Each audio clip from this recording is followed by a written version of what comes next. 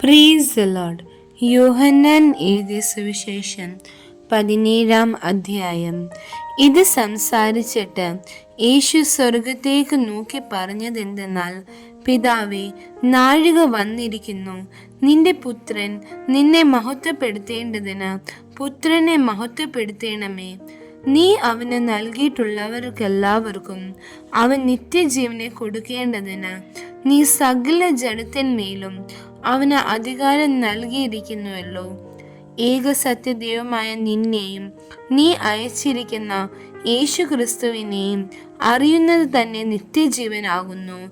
ഞാൻ ഭൂമിയിൽ നിന്നെ മഹത്വപ്പെടുത്തി നീ എനിക്ക് ചെയ്യുവാൻ തന്ന പ്രവൃത്തി തികച്ചിരിക്കുന്നു.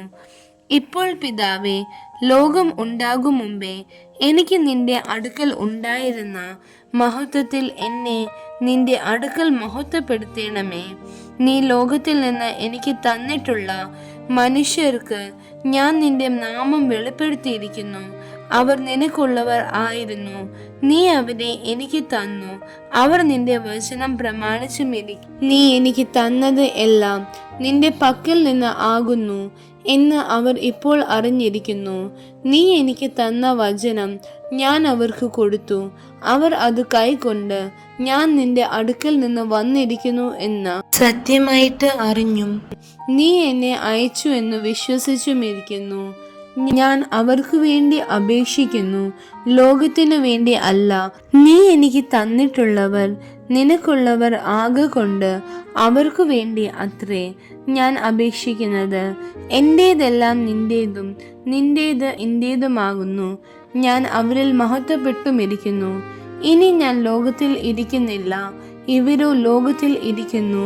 ഞാൻ നിന്റെ അടുക്കൽ വരുന്നു. പരിശുദ്ധ പിതാവേ, അവർ നമ്മെ പോലെ ഒന്നാകേണ്ടതിന് നീ എനിക്ക് തന്നിരിക്കുന്ന നിന്റെ നാമത്തിൽ അവരെ കാത്തുകൊള്ളണമേ.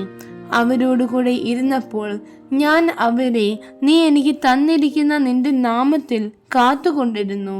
ഞാൻ അവരെ സൂക്ഷിച്ചു. തിരുവെഴുത്തിന് നിവൃത്തി വരേണ്ടതിന് ആ നാശയോഗ്യനല്ലാതെ അവരിൽ ആരും നശിച്ചു പോയിട്ടില്ല. ഇപ്പോഴും ഞാൻ നിന്റെ അടുക്കൽ വരുന്നു. എൻ്റെ സന്തോഷം അവർക്ക് ഉള്ളിൽ പൂർണ്ണമാകേണ്ടതിന് ഇത് ലോകത്തിൽ വച്ച് സംസാരിക്കുന്നു. ഞാൻ അവർക്ക് നിന്റെ വചനം കൊടുത്തിരിക്കുന്നു.